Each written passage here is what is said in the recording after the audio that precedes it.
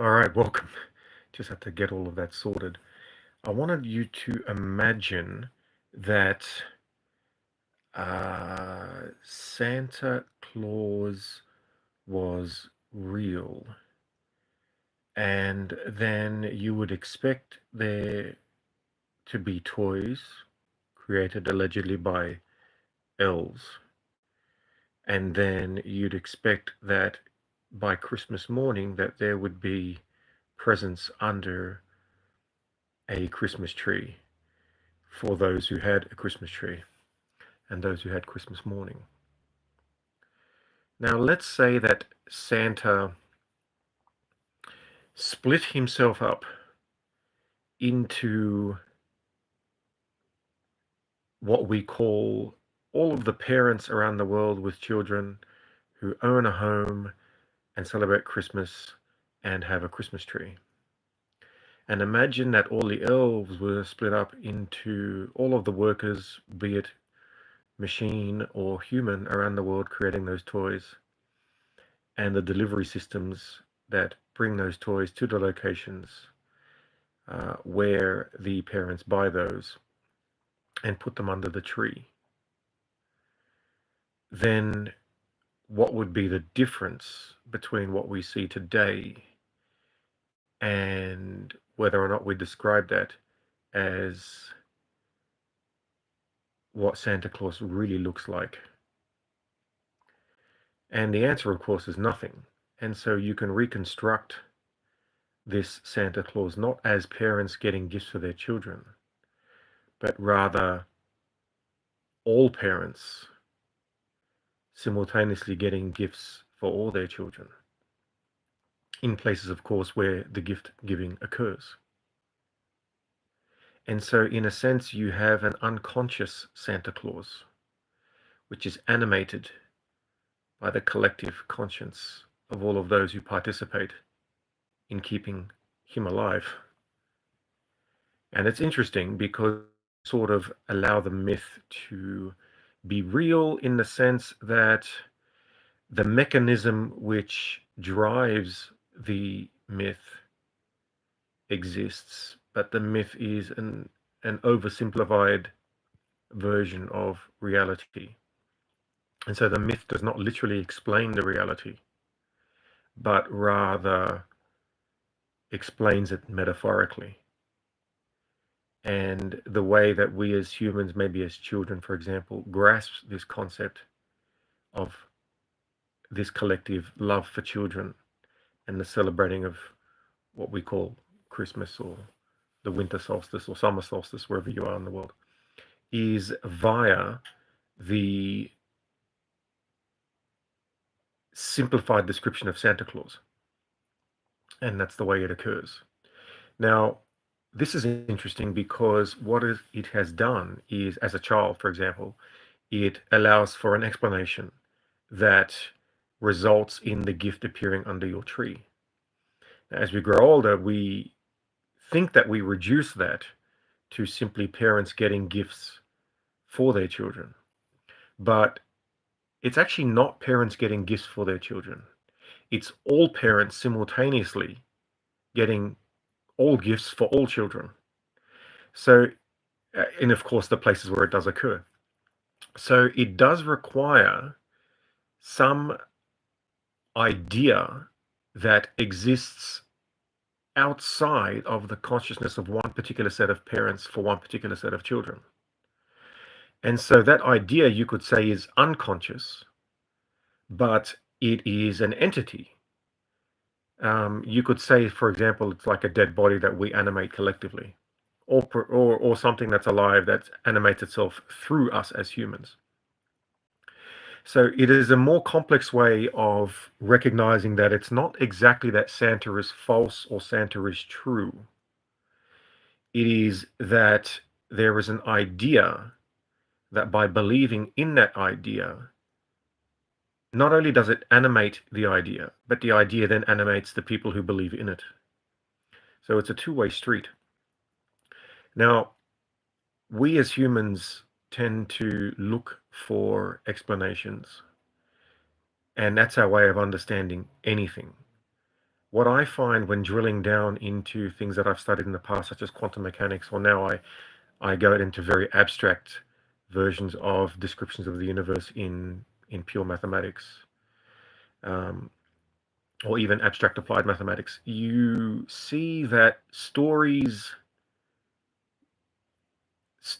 are sort of a superficial level of explaining what's going on. I even use the word explain because when we explain through stories. But you can get to mathematics so abstract. Hello, Hayden.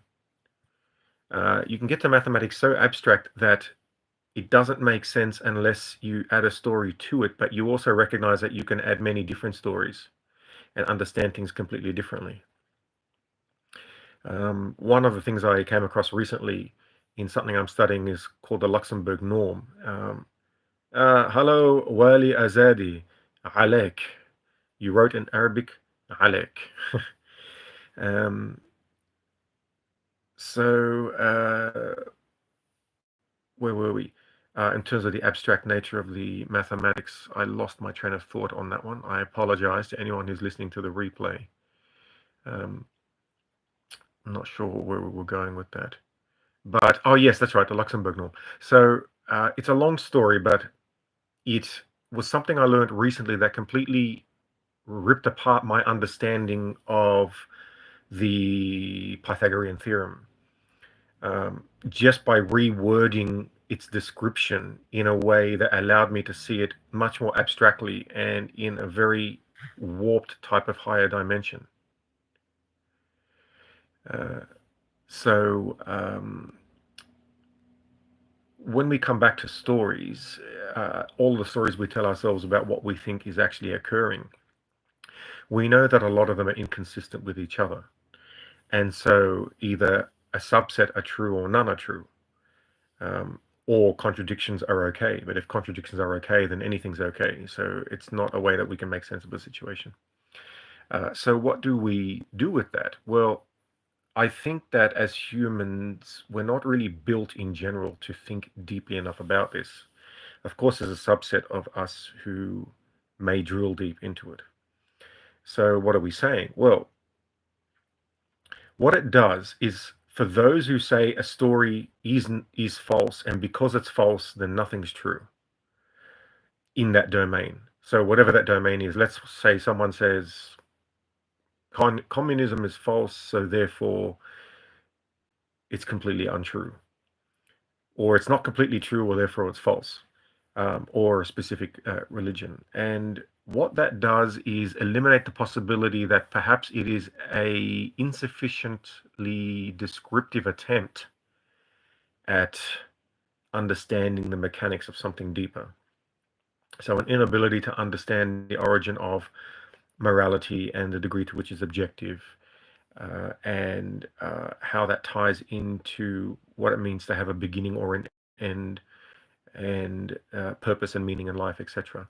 Um, it's almost as if adults become like the analogized child, in that they're using Santa to explain circumstances around them. Now, my version, as I gave at the beginning of the cast, was that it's not that Santa is not real. It's that Santa, when you drill down to it, is animated by a collective, large collective group of adults, trees, Christmas, and children. And you need all of those together. And you can think of them almost like cells in that at a macro level gives you a body. So at a macro level, it might be that a child imagines a Santa-like figure. When on a micro level, we can see that there's all of these entities, being all of these adults and children and Christmas and ideas, etc., and history and mythology and seasons and weather and human evolution, etc., that all coalesce and coagulate in a way into this body that from a distance looks like a Santa-like figure. And you could, I hypothesize that we do the same with our narratives around the world that humans create or created a long time ago before they were aware of string theory, quantum mechanics.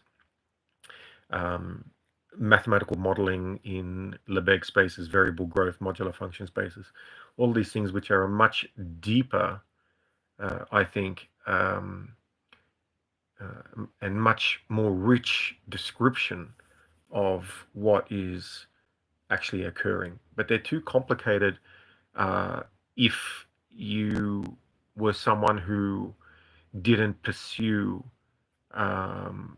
very detailed studies of logic experiment, the history of what we've discovered even in the last 10 years. So, and that's not to be patronizing in any way. That's not someone might take it that way. That's not the point. The point is, I think as humans, without all of that input, we're not really naturally inclined to see things that way. I mean, if we were, then we wouldn't need all of this study in the first place. We could just wake up and just know all this stuff. But yeah, that's a very long and abstract explanation for Santa Claus. That's the end of the story at the moment. So I will send you all the best, and remember to take life at one smack at a time. Cheers.